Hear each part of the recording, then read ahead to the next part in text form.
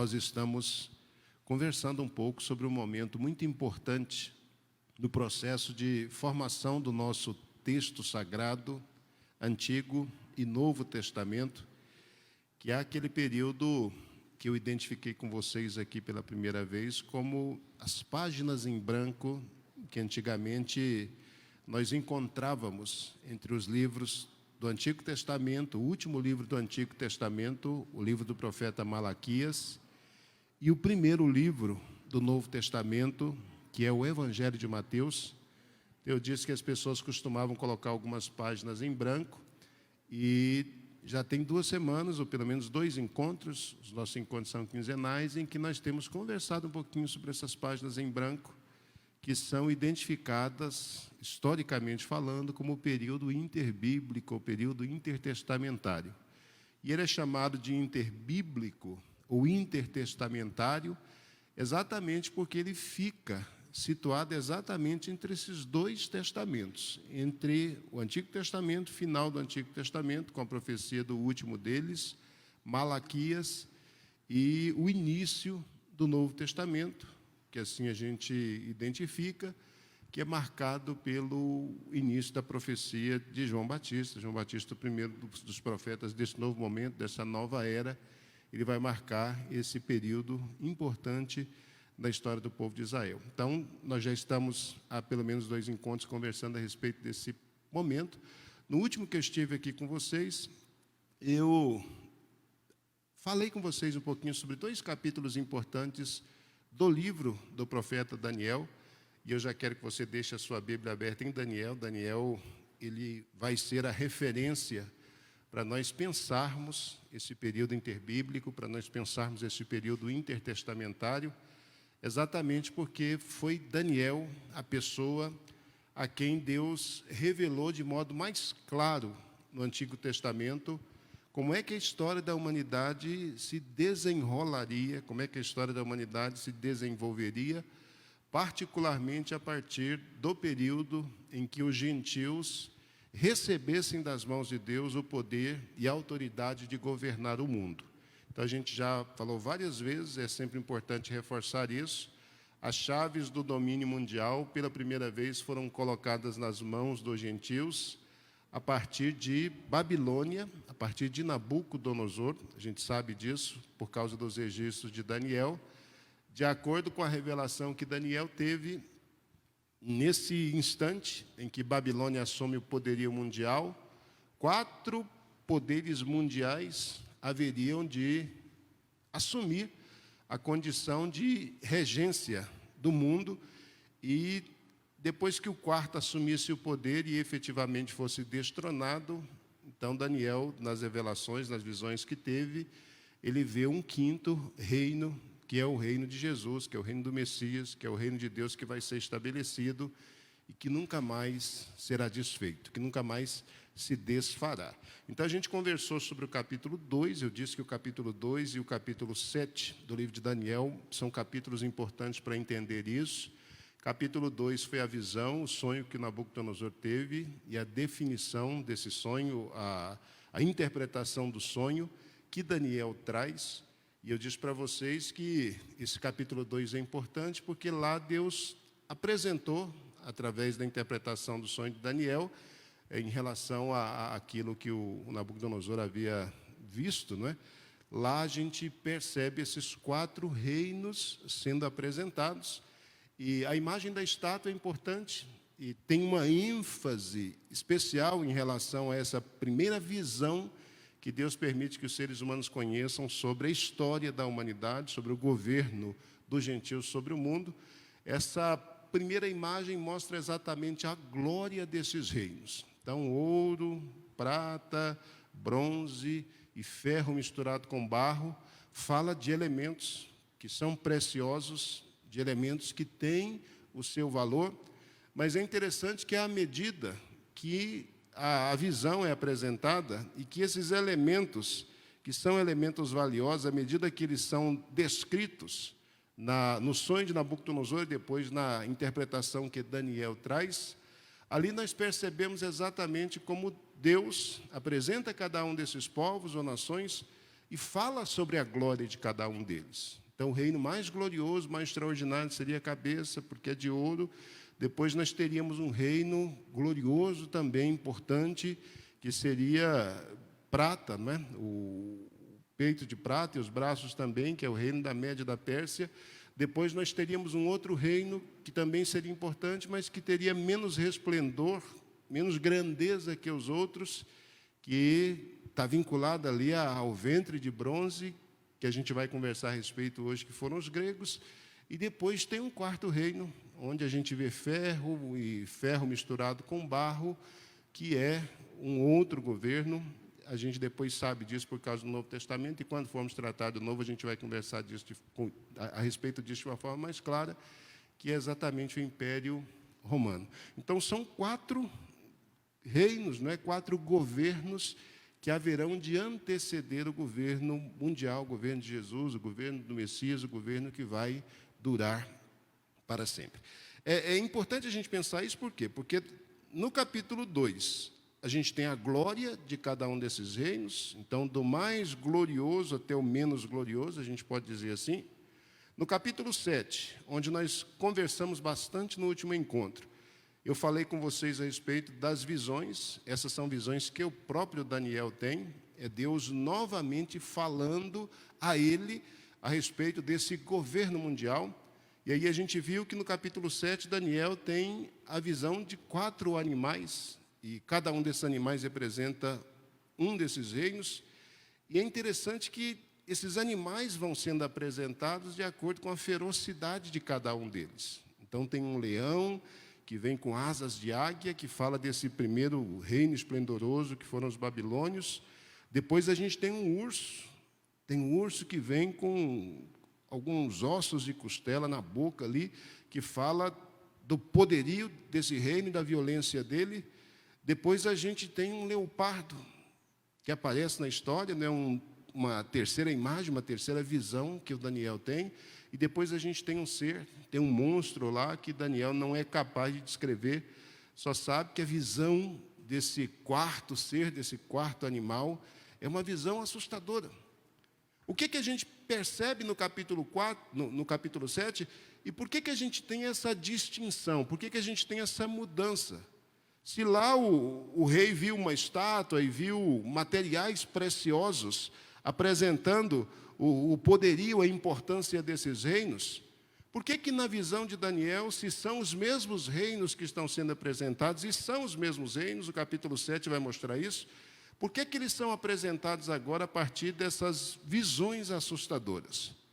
É porque cada visão dessas mostra exatamente o poderio bélico, o poderio devastador, o poderio conquistador, que cada um desses povos, que cada uma dessas nações, que cada uma dessas potências exerceria ou desempenharia quando o tempo de cada uma delas chegasse, né? Quando esse tempo chegasse, cada uma delas reinar, elas efetivamente fossem entronizadas. Então, a descrição desses animais ferozes, do leão, do urso, do leopardo, e depois de um quarto animal, que não é descrito claramente, mas que é apresentado de forma horripilante, assustadora. Essa é a percepção que Daniel tem desse quarto animal.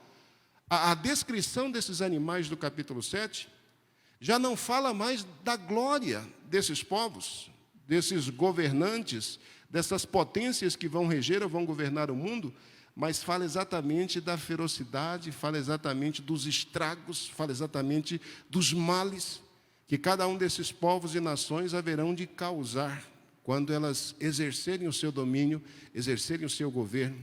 Então, daí a ferocidade que a gente tem na descrição de cada um desses 4 animais que aparecem aqui no capítulo 7. Cada animal faz referência a uma daquelas partes da imagem. Lá fala de glória, um reino mais glorioso, outro com a glória menor, outro com a glória menor. O quarto reino, a glória vai ser bem menor em relação ao primeiro.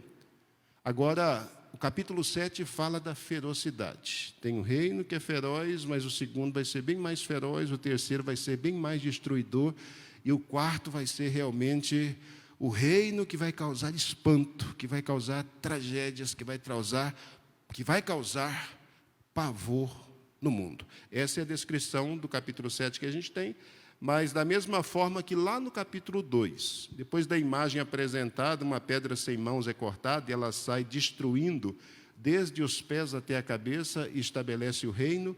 Aqui no capítulo 7 a gente tem a mesma informação. Depois que o quarto reino se estabelecer, vai surgir um outro reino. Esse reino efetivamente vai destronar os quatro e vai se estabelecer. E o testemunho que Daniel dá no capítulo 7 é que esse reino vai ser um reino eterno. Então, importante a gente pensar nisso, mas nós já falamos sobre isso no último encontro já. Por que eu estou retomando? Porque hoje a gente vai para o capítulo 8. Eu quero convidar você a abrir a sua Bíblia no capítulo 8 do livro de Daniel, porque, novamente, a gente tem uma visão, Daniel tem uma outra visão, capítulo 7 é uma visão que ele teve, capítulo 8 é outra visão. Essa visão do capítulo 8 de Daniel foi uma visão que ele teve 2 anos depois da visão do capítulo 7. Então, ele viu todos esses animais aí no capítulo 7. Você precisa ler o texto assim com bastante atenção para entender essa dinâmica toda. Não dá para a gente fazer a leitura passo a passo aqui. É extenso esse negócio, mas se você ler, você vai entender isso com clareza. Então, capítulo 8 é uma outra visão que Daniel tem. Essa visão ele tem 2 anos depois da visão que ele teve no capítulo 7. E é interessante, porque Daniel agora vai ver outros animais, e diferente da descrição do capítulo 2, do capítulo 7, onde todos os povos que vão reger, que vão governar, são descritos. Aqui no capítulo 8 de Daniel, a gente tem a descrição de dois dos 4 povos que foram apresentados no capítulo 2 e no capítulo 7. Aqui no capítulo 8 de Daniel, nós temos a descrição, através de uma visão que ele tem, que ele vai descrever, que ele vai contar para a gente vai fazer a leitura. Aqui ele vai contar a história de 2 desses povos. Ele vai contar a história dos medo-persas, e é importante a gente lembrar que ele está vivendo no período dos babilônios, né? Então, Babilônia já está estabelecida, o primeiro governo já foi confirmado lá para o rei. Quando ele teve o sonho, a cabeça de ouro faz alusão a você. É o seu governo, é o reino, o esplendor que está nas suas mãos. Você é rei dos reis, senhor dos senhores, e não tem reino maior que o seu. Então, isso já estava confirmado. Agora, Daniel vai falar no capítulo 8 a respeito dos 2 outros governos que haverão de se estabelecer, que é o que fala do peito de prata e o que fala do ventre de bronze, os medo-persas e os gregos, que ainda haveriam de surgir, que ainda haveriam de aparecer no cenário mundial, que ainda haveriam de exercer domínio. Mas antes desses povos se tornarem potências mundiais e dominarem o mundo, Deus já havia mostrado isso para Daniel, e o capítulo 8 descreve exatamente isso. Então, vamos fazer a leitura, capítulo 8, a partir do verso 1. No ano 3º do reinado do rei Beltesazar. Então, Beltesazar é um rei babilônico. Daniel ainda está vivendo aqui debaixo da égide, debaixo do governo do primeiro reino. No ano 3º do reinado do rei Beltesazar, apareceu-me uma visão a mim, Daniel, depois daquela que me apareceu no princípio. Aquela que apareceu no princípio, que ele está descrevendo aqui, é a visão que é descrita no capítulo 7. Então, o que ele está contando aqui no capítulo 8 para a gente, as primeiras falas dele, é que essa visão, que isso que apareceu para ele em visão, isso apareceu depois daquela que ele viu, que ele recebeu no princípio, e essa que ele recebeu no princípio é a que está no capítulo 7. 2 anos antes ele recebeu essa visão. Verso 2. E vi na visão, acontecendo quando vi, que eu estava na cidadela de Susã, na província de Elão. Vi, pois, na visão, que eu estava junto ao rio Ulai. E levantei os meus olhos, agora preste atenção que outros animais vão surgir por aqui.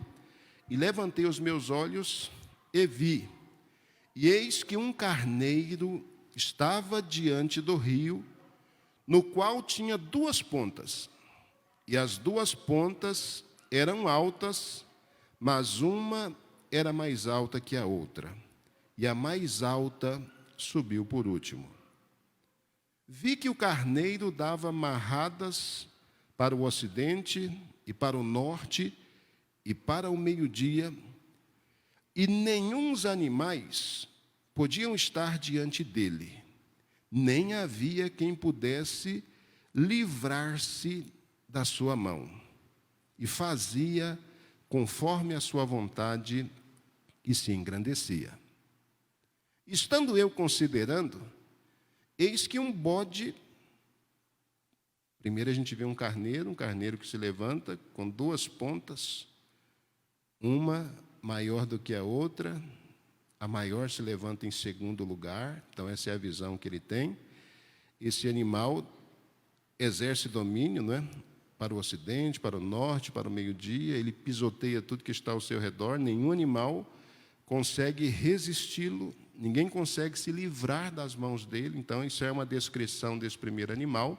Verso 5, estando eu considerando, pensando a respeito disso, eis que um bode vinha do ocidente sobre toda a terra, mas sem tocar no chão. E aquele bode tinha uma ponta notável entre os olhos. Dirigiu-se ao carneiro, que tinha as duas pontas, ao qual eu tinha visto diante do rio, e correu para ele com todo o ímpeto da sua força. E o vi chegar perto do carneiro, irritar-se contra ele, e feriu o carneiro, e lhe quebrou as duas pontas, pois não havia força no carneiro para parar diante dele. E o lançou por terra, e o pisou aos pés. Não houve quem pudesse livrar o carneiro da sua mão. E o bode se engrandeceu em grande maneira, mas estando na sua maior força, aquela grande ponta foi quebrada, e subiram no seu lugar 4 também notáveis, para os 4 ventos do céu. Vou dar uma paradinha aqui no versículo 8 desse capítulo 7, porque aqui novamente a gente tem uma descrição do desenrolar, do desenvolver desse programa divino. Aqui a gente tem novamente uma descrição através de uma visão, uma descrição clara de reinados e de governos que viriam.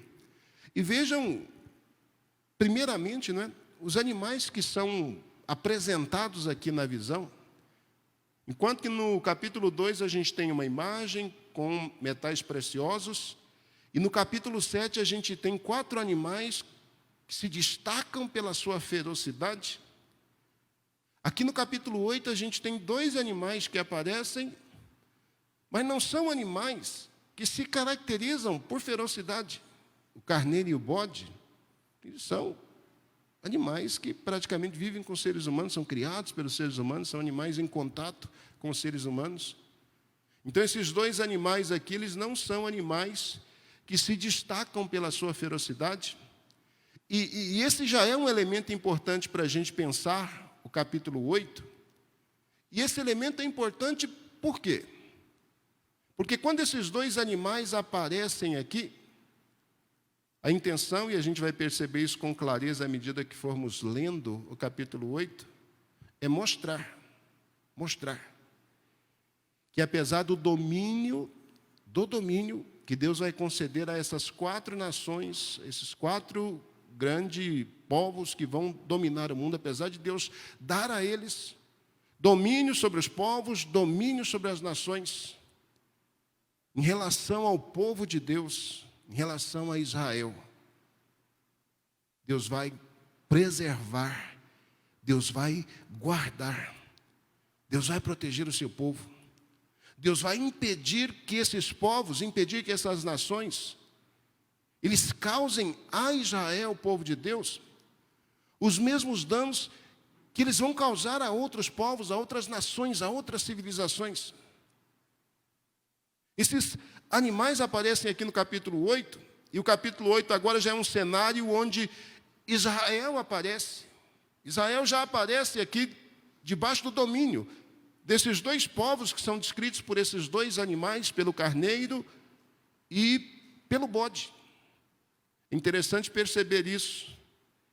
O povo de Israel vai estar debaixo do domínio gentílico, e a gente viu isso desde os babilônios.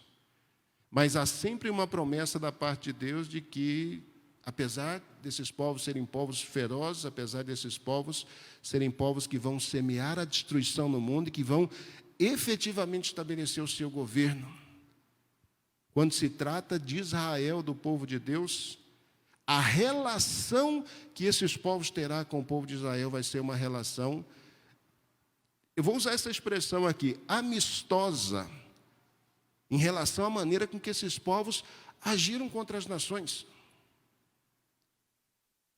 Os medo-persas, por exemplo, quando assumiram o domínio, quando assumiram o governo, e os medo-persas eles são descritos aqui a partir desse carneiro que tem duas pontas. Esses medo-persas, quando assumiram o governo, eles foram misericordiosos com o povo de Israel. Possivelmente o próprio Daniel fez Ciro tomar conhecimento de uma profecia que Isaías já havia lançado muitos anos atrás, dizendo que Deus levantaria um homem chamado Ciro, que Ciro seria um ungido de Deus, um Messias de Deus, que Ciro seria um enviado de Deus, para fazer o seu povo voltar novamente para a sua terra e para reconstruir uma outra vez o seu templo. Então, Círios, os medos, e aí Daniel foi muito importante nesse processo, porque na condição de judeu que ocupou funções políticas importantes durante o governo, tanto da Babilônia quanto da Média e da Pérsia, eles foram, na medida do possível, amistosos com o povo de Israel.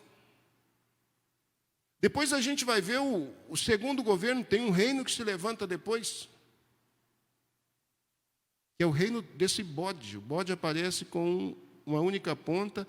Olha a visão que Daniel tem, né? Chega lá naquele carneiro que tem duas pontas, quebra as pontas desse carneiro, pisoteia sobre ele, estabelece o seu reino. Isso aqui fala do governo da Grécia. Os gregos vieram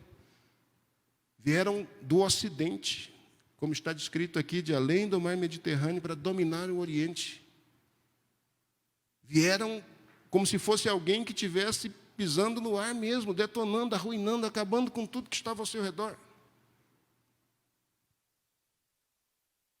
Esse bode é descrito como um bode que tem diante dos seus olhos uma ponta notável. Essa ponta notável, ela é uma alusão ao primeiro grande guerreiro, ao primeiro grande conquistador, e talvez ao conquistador mais importante que a Grécia teve, que a gente já fez menção dele no último encontro, Alexandre o Grande. Alexandre o Grande, no período de 9 anos, ele fez com que a Macedônia conquistasse toda a região do Ocidente, entrasse no Oriente e conquistasse do Egito Sul até a Síria, o norte, conquistasse toda a região do Oriente. No período de 9 anos, ele conseguiu destronar a Pérsia, que era o último dos dois reinos, Média e Pérsia, que ainda exerceram o governo mundial. No período de 9 anos, ele conseguiu conquistar o mundo, unir Ocidente com Oriente.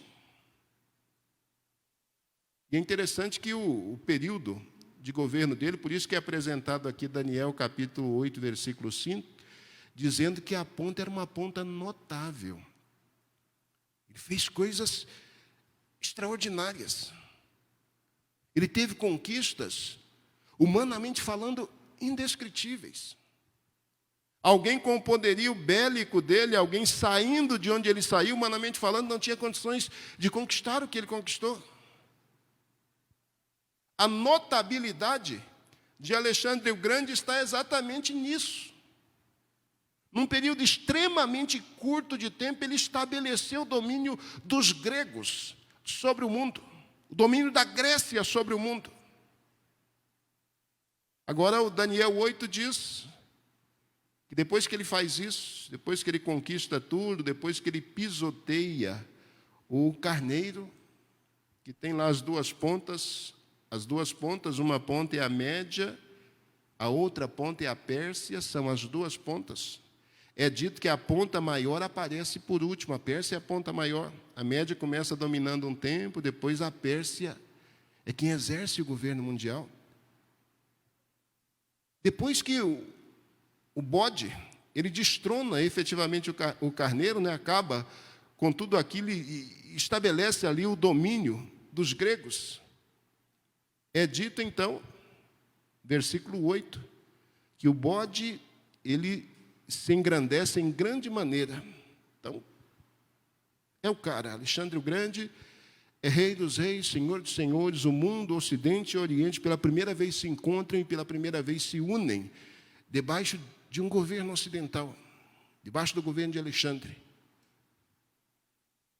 O bode se engrandeceu de forma tão extraordinária, mas é dito no verso 8, mas estando na sua maior força, quando ele estava no auge do poder, quando ele estava no momento mais importante da sua vida, olha o que é dito: aquela grande ponta foi quebrada. Alexandre morreu. Tentou uma investida contra a Índia, conquistou muito território. No final das contas, porque o exército não estava muito animado a seguir adiante, decidiram retornar para o posto de comando que era em Babilônia. Ao chegar em Babilônia, foi acometido por uma febre, que ninguém sabe descrever exatamente o que foi, e alguns dias depois ele acabou falecendo. Jovem ainda, jovem promissor, um cara que tinha um futuro brilhante, que poderia fazer do Império Grego o império mais glorioso que o mundo já conheceu. Com 9 anos de batalhas e conquistas, ele fez coisa inimaginável. Mas é dito aí que quando ele está na maior força, essa ponta é quebrada. Pastor, o senhor não está viajando demais, não? Tá? Que o senhor está lendo aí, falando que é grego, mas até agora eu não vi a Bíblia dizendo de grego, e tem alguma coincidência mesmo, não é o Alexandre, o tal, mas será que assim não é viagem, não? Não, vamos ver. O Daniel tem a visão e depois ele recebe a interpretação da visão. Se ele disser que é outra coisa, aí eu retiro tudo que eu disse, não é? Mas o que eu estou compartilhando com vocês, a gente vai seguir a leitura do texto, nós vamos ver que é a interpretação que o próprio anjo de Deus dá para Daniel a respeito da visão que ele teve. Isso é extraordinário, gente. Daniel vive no período em que os babilônios, a primeira grande potência, reina. Daniel recebe visões, recebe revelações da parte de Deus, de povos que ainda virão séculos depois. O governo babilônico foi um governo curto, uns 80, 90 anos. A Média e a Pérsia depois exerceram um governo bem mais longo, quase 3 séculos, quase 300 anos. Os gregos depois esticaram bastante o governo deles também, quase 300 anos. Então, Daniel está tendo visões, ele está recebendo da parte de Deus aqui revelações de coisas que virão muito por diante. E o que é extraordinário é à medida que nós vamos lendo a profecia e que depois nós vamos comparando a profecia com eventos históricos, com coisas que a história registrou. Então, a interpretação histórica não é nossa. Existem registros históricos que contam de todas essas batalhas, de todas essas guerras, de todas essas conquistas. Essa história do período interbíblico que a gente está tentando delinear a partir do livro de Daniel, apesar de ela não estar escrita na Bíblia, de não estar registrado esse tempo na Bíblia, mas esse tempo está evidenciado, esse tempo ele é registrado. Existem inúmeros registros históricos que contam essas coisas. Nenhum deles jamais olha para a Bíblia e diz: Daniel, um profeta, havia falado a respeito disso. Não. As pessoas simplesmente contam a história como se esse fosse o fluxo natural dela, e realmente é o fluxo natural da história. E é o fluxo natural dela, por quê? Porque o próprio Deus, o Senhor da história, foi quem estabeleceu o fluxo natural dela. As coisas vão caminhar do jeito que Deus disse que elas vão caminhar. Porque Ele é Rei dos Reis, Ele é Senhor dos Senhores, Ele tem o domínio absoluto de todas as coisas nas suas mãos. Foi Ele que entregou a chave do domínio mundial para as nações gentílicas. Mas maior é aquele que entregou a chave do que aquele que tem as chaves nas mãos. E isso foi demonstrado a partir do momento em que cada reino surge e cada reino desaparece. Deus dá a chave e Deus toma a chave. Deus dá a chave e Deus tira a chave. Deus dá a chave e Deus toma. Ele é o Senhor. Ele é o soberano da história. É dito no verso 8 isso, que o bode se engrandeceu em grande medida, mas estando na sua melhor força, aquela grande ponta foi quebrada. E olha o que diz a seguir. E subiram no seu lugar 4 também notáveis para os 4 ventos do céu. As 4 pontas que surgem na cabeça desse bode, né, que vem para conquistar tudo, uma ponta notável, conquista, de repente essa ponta é quebrada, e 4 novas pontas surgem na cabeça desse bode. Tratam exatamente dos 4 generais, dos 4 governantes, que após a morte de Alexandre, dividiram o reino dele em 4 partes. Norte, sul, leste e oeste. O reino foi dividido em 4. E 4 personagens importantes, 4 generais importantes, assumiram o domínio, cada um de uma região. Como é que Daniel sabia disso, gente? Daniel não sabia disso. Ele disse que essa foi a visão que ele recebeu. Mas a pergunta que geralmente se faz é: como é que a gente sabe que esse carneiro, que esse bode, como que a gente sabe que isso aí realmente é alusão à Média, à Pérsia? A gente sabe por causa da interpretação que o próprio Deus deu a Daniel da visão que ele teve.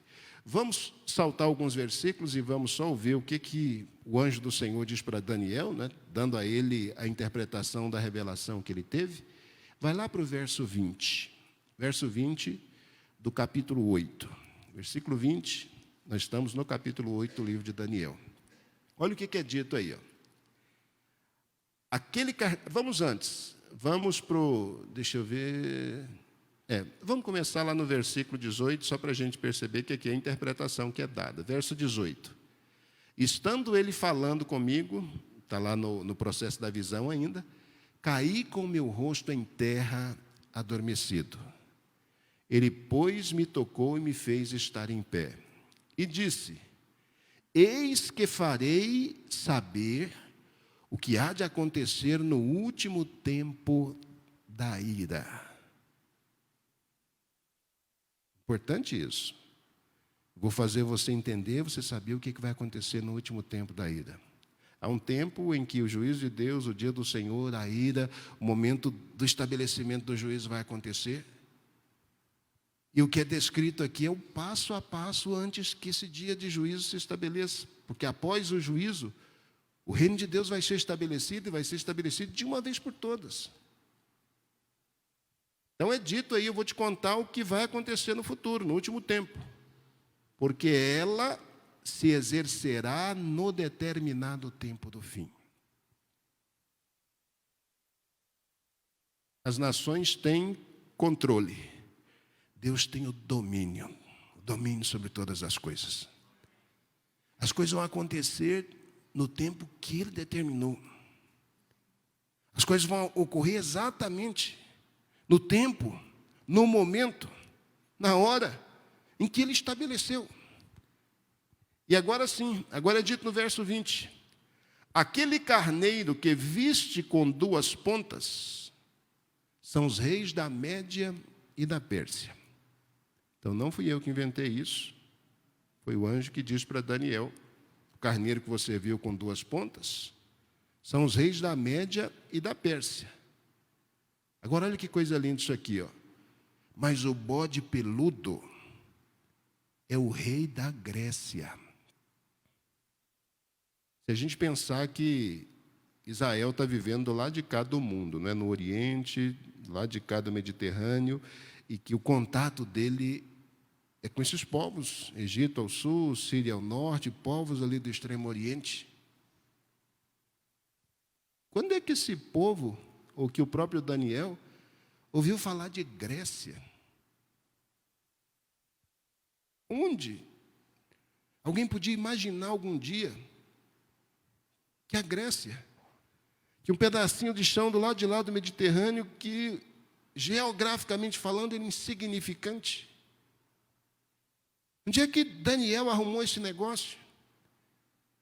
Que esse bode peludo que viria e que derrotaria o carneiro, a Média e a Pérsia, e queria exercer o domínio mundial. Onde é que Daniel arrumou isso? Daniel não arrumou isso. Daniel recebeu isso como revelação. Está dito aí, ó. Mas o bode é o rei da Grécia, e a ponta grande que tinha entre os olhos é o rei primeiro.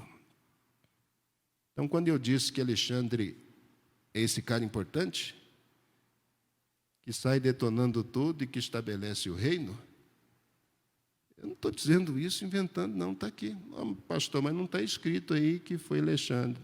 Mas é demais, né?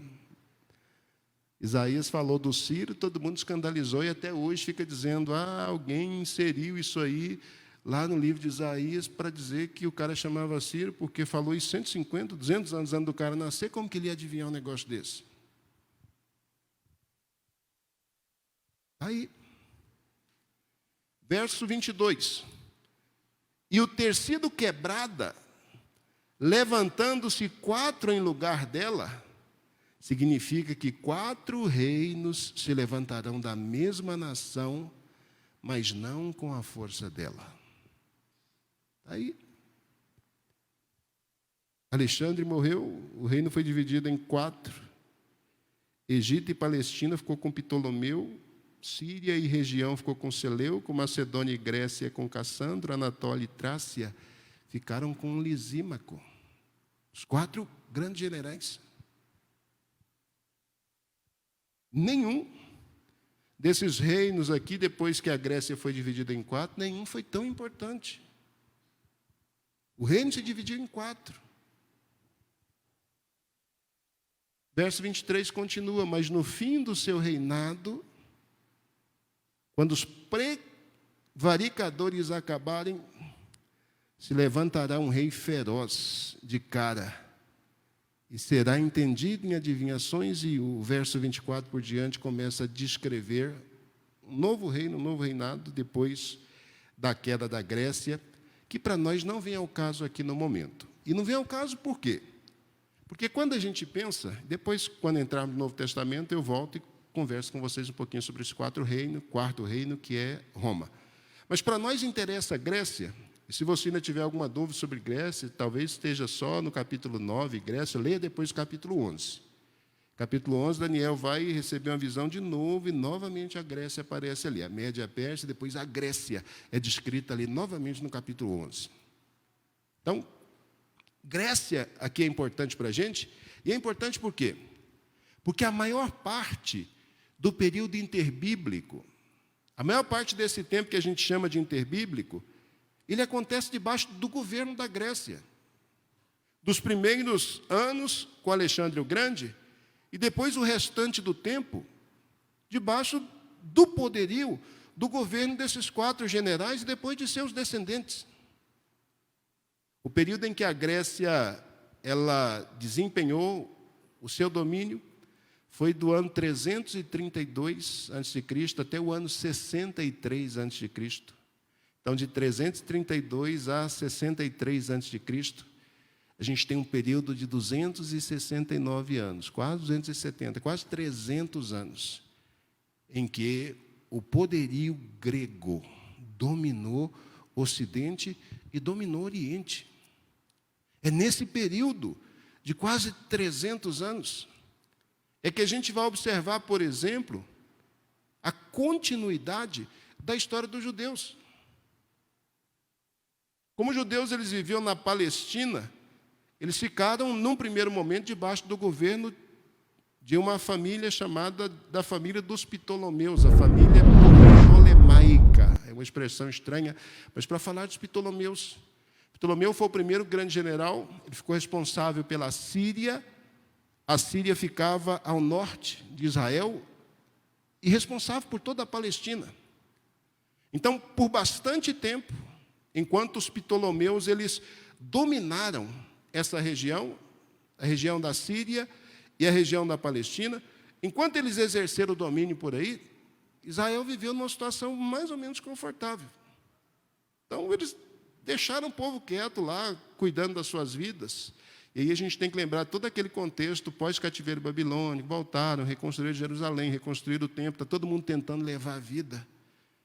E os Ptolomeus deixaram os judeus quietos lá na terra deles. Podem cultuar os seus deuses, podem desempenhar determinada liberdade política, vocês podem ter o próprio governante de vocês.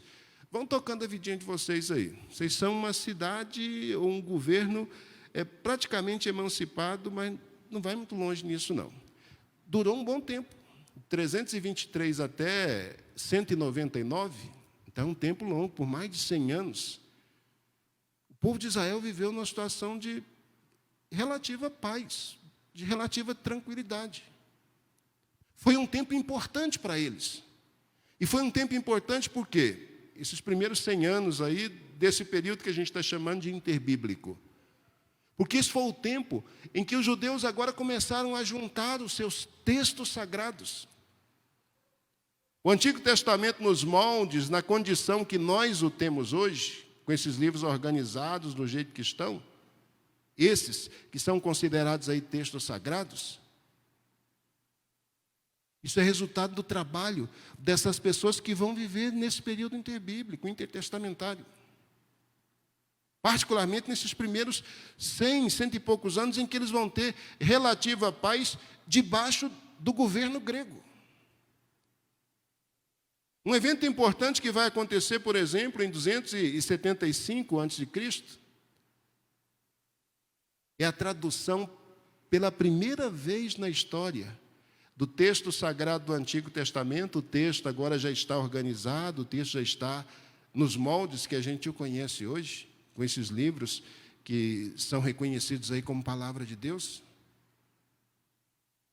O que acontece em 275 a.C., por exemplo, é a chamada tradução Septuaginta, ou versão dos 70. Pela primeira vez, o texto hebraico, o texto de Moisés, o texto dos profetas, os salmos, os livros históricos, pela primeira vez eles são vertidos do vernáculo hebraico para o grego. A primeira tradução da Bíblia, numa outra língua, num outro idioma. Acontece lá pelo ano 275, durante o governo dos Ptolomeus. Então, esse pessoal foi um pessoal assim que tratou com uma certa generosidade o povo de Israel e deu paz, deu sossego para eles. Deixou esse pessoal seguir a vida deles, seguir os rituais religiosos, obviamente que debaixo do governo deles, mas deixou essa turma viver mais ou menos em paz. A partir de 199 por diante, esse governo ptolemaico, ele cai. Tem um outro governo que já estava de olho ali na Palestina, que era o governo dos chamados Seleucos, ou Seleucidas. Seleuco foi o general que tomou conta da Síria e que tomou conta da região vinculada à Síria. Então, a Síria estava ao norte da Palestina, ao norte de Israel. É interessante que os Seleucos, eles dominavam o norte, os Ptolomeus dominavam o sul, e Israel ficava no meio, a Palestina. Então, era uma tribulação danada. Toda vez que um queria lutar contra o outro, tinha que passar por ali. E acabava trazendo problemas para esse pessoal. A partir de 199 depois antes de Cristo, os Seleucos, eles guerrearam lá contra os Ptolomeus, dominaram essa região, começaram a exercer controle sobre ela. E aí Israel perde uma posição privilegiada que tinha nesse período interbíblico, que era a posição de viver sossegado na sua casa, de poder ter o seu próprio texto sagrado, de poder cultuar livremente a Deus, de poder exercer o seu próprio governo, o seu próprio domínio interno. Ele perde isso. E nesse período, daí por diante, ele começa a sofrer algumas restrições, alguns cortes religiosos num primeiro momento, cortes que vão se acentuando, vão se acentuando, vão se acentuando. À medida que esse governo dos Seleucos ou dos Seleucidas, à medida que esse governo avança. Esse governo é um governo que causa males, que causa danos. Ele começa em 198, é um governo curto sobre a Palestina e vai até 166. Então é um governo curto, 198 a 166. Mas nesse período de 30 anos ou alguma coisa assim, de 3 décadas, nesse período eles causam tantos danos, mas tantos danos.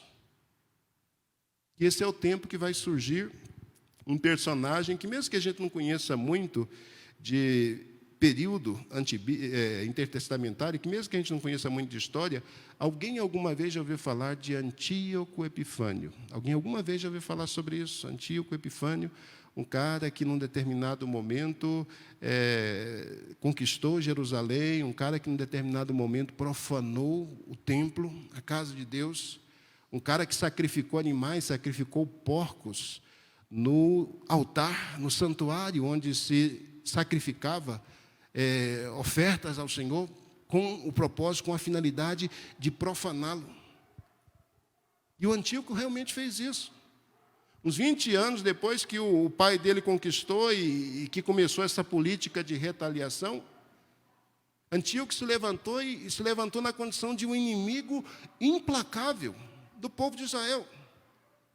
Ele confiscou os textos sagrados, queimou todos os textos sagrados que ele encontrou. A religião judaica foi proscrita, era proibido. Proibido professar a fé judaica, era proibido adorar o Deus de Israel. Conquistou Jerusalém, profanou o templo, profanou o altar. E ele exigia que todos os judeus negassem a sua fé e que todos os judeus oferecessem animais, oferecessem sacrifícios a Antíoco, reconhecendo a divindade dele. Então o cara causou males, e causou males terríveis ao povo de Israel. Causou assim um dano, um estrago, que humanamente falando era irreparável.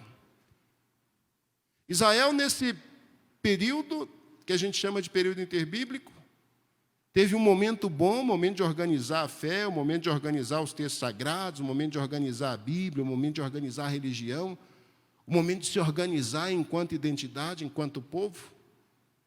Mas passou também, pelo menos por umas 3 décadas, por um período de perseguição, por um período de sofrimento, por um período em que os inimigos se levantaram e se levantaram fortemente contra eles. Esse Antíoco Epifânio, ele marcou o Antigo Testamento de uma forma assim tão extraordinária que algumas profecias de Daniel acabaram sendo aplicadas primeiramente a ele, como alguém que era inimigo de Deus, como alguém que se levantou para profanar o altar, para profanar o santuário, para profanar o lugar onde os sacrifícios a Deus eram ofertados. Antíoco foi um personagem tão importante nessa perspectiva negativa, por causa das perseguições que ele traz, mas importante também numa perspectiva positiva, por causa dele, por causa dos exageros dele, por causa da perseguição que ele impetrou contra o povo de Israel. Nesse período interbíblico vai se levantar uma família. Eu gosto disso, Deus sempre trabalha com famílias, né? Deus sempre trabalha através de famílias. O projeto de Deus começa no Éden a partir de uma família. Nós já lemos todo o Antigo Testamento e vimos isso, como famílias foram importantes para a continuidade do projeto. E nesse tempo não vai ser diferente. Nesse tempo de grande perseguição, em que todo mundo é obrigado a negar a fé, e quase todos fazem isso, vai se levantar uma família de um velho sacerdote. Esse sacerdote se chamava Matias. Sacerdote já velhinho, aposentado, que ninguém, Matatias, que ninguém praticamente dava nada por ele.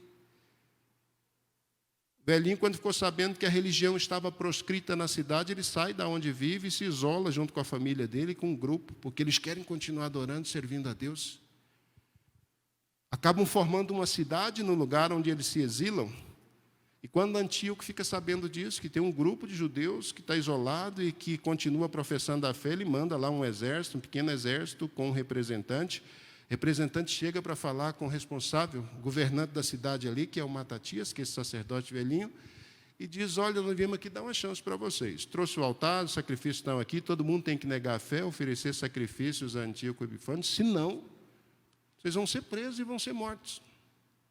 Quando a ordem foi dada, imediatamente um judeu se levantou e foi às pressas para oferecer o sacrifício.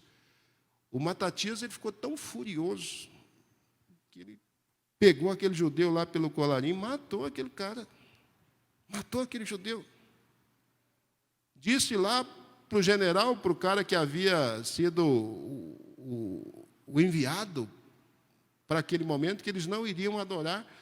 E quando o cara tentou forçar a barra lá, o Matatias matou também esse enviado do rei e matou os soldados que estavam juntos. O zelo de Deus naquele momento tomou conta daquele velhinho de tal forma: eu não vou negar minha fé, eu não vou abandonar o meu Deus. E naquele caso lá em particular, isso não é nenhum exemplo para tentar estabelecer paz a partir da força da arma, mas o contexto ali exigia isso.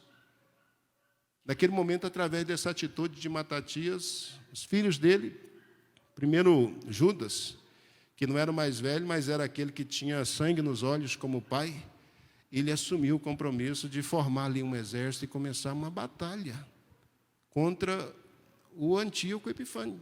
Ele queria acabar com aquele negócio, acabar com aquele governo perverso, acabar com aquele governo que havia conquistado Jerusalém, que havia destruído a cidade, que havia destruído e profanado o templo de Deus.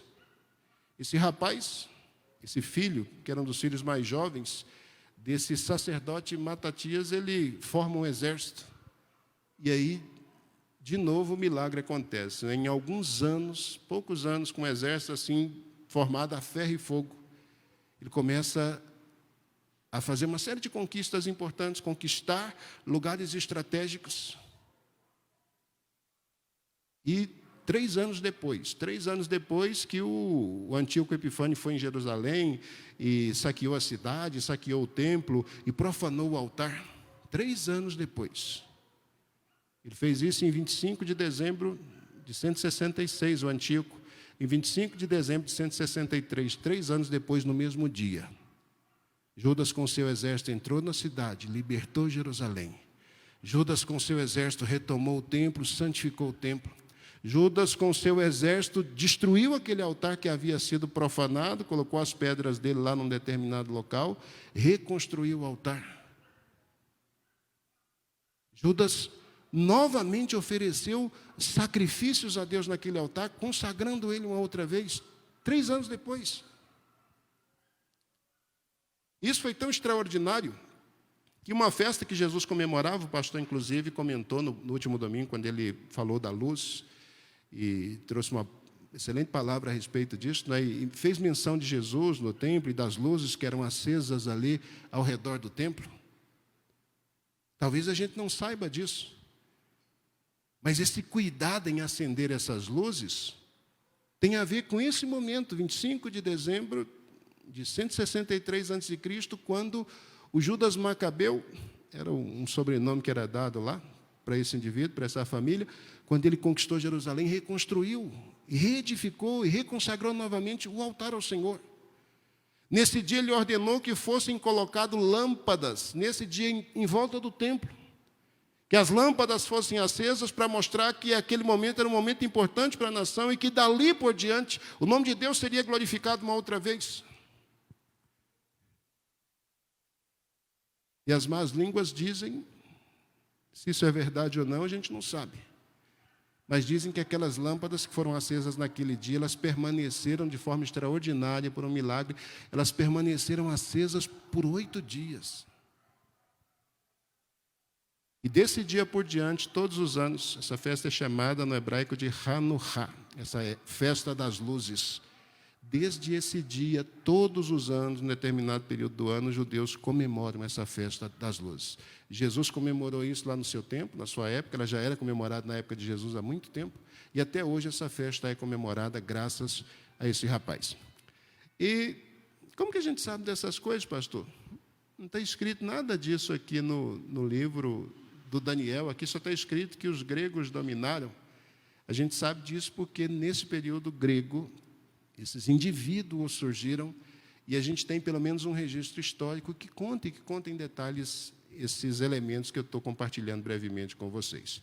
Eu vou indicar uma leitura de um livro que não está aqui na Bíblia, na nossa Bíblia pelo menos não. Se você tiver uma Bíblia católica em casa e folheá-la, você certamente vai encontrar esse livro, que é o primeiro livro de Macabeus.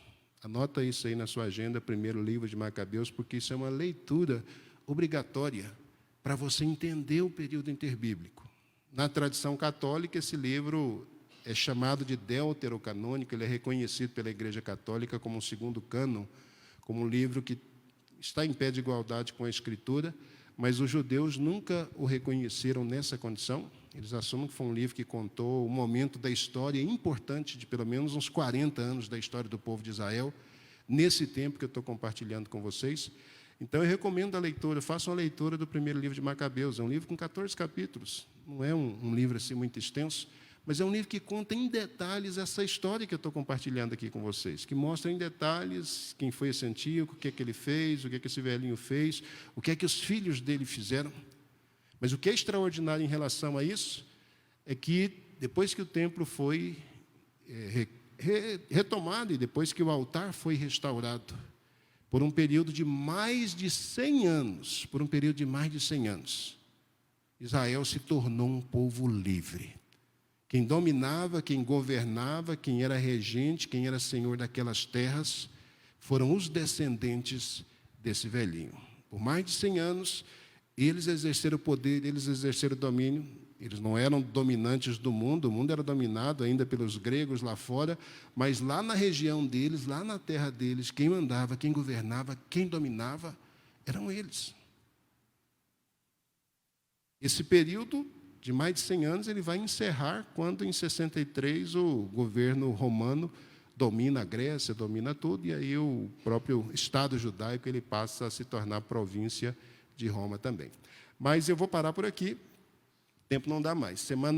O próximo encontro que nós tivermos, possivelmente a gente já vá para uma leitura do Novo Testamento, e nessa leitura do Novo Testamento que eu vou fazer com vocês, que eu vou compartilhar, a gente ainda vai tomar algum elemento, vai retomar alguma questão vinculada a esse período, que é chamado aqui de período interbíblico.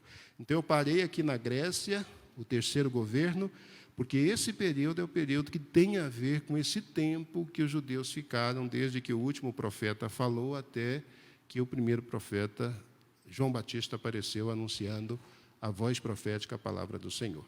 Então, veja como Deus cuida, veja como Deus trabalha, veja como Deus preserva, veja como Deus vela pela sua palavra para a cumprir. E o que é mais extraordinário em relação a tudo isso? Veja como o Deus que nós servimos é o Deus que tem o domínio absoluto de todas as coisas em suas mãos. Então, os reinos, apesar de aparentemente estarem nas mãos dos gentios, o reino está na mão do gentio, mas o governo é do Senhor. Ele preservou Israel, seu povo. E isso é altamente estimulante para todos nós. Por quê? Porque há da parte de Deus uma promessa clara, de que nós seremos preservados, de que nós não seremos tocados, de que aqueles que pertencem ao Senhor estarão debaixo das mãos do Todo-Poderoso. Feche os seus olhos, coloque o seu coração diante do Senhor. A história que eu compartilho com vocês é a história do povo de Deus. É a história de um povo que crê, é a história de um povo que abraça a fé, é a história de um povo que continua confiando no Senhor apesar de todos os desafios e dificuldades. É a história de um povo que existe até hoje, 2022. Nós estamos falando de coisas de 160 a.C. E esse Israel perseguido, esse Israel que vence batalhas e que permanece até hoje, é o Israel que a gente conhece hoje no século XXI. Então, apesar de tudo, o governo se levantou, o governo caiu, potência se levantou, potência caiu. Mas há uma promessa em relação a Israel e esse povo permanece. Esse é o Deus que nós servimos, é o Deus que tem o controle, o domínio em suas mãos. Pai, nós somos gratos porque o Senhor nos ama e cuida de nós. Nós somos gratos porque há uma palavra escrita, uma palavra revelada, uma palavra que traz orientação, uma palavra que traz luz, uma palavra que traz clareza, uma palavra que declara e que continua declarando hoje e sempre a soberania, o senhorio do nosso Deus sobre todos os céus e terras e domínios e reinos e governos. Ele é Senhor, Ele é o soberano acima de todas as coisas.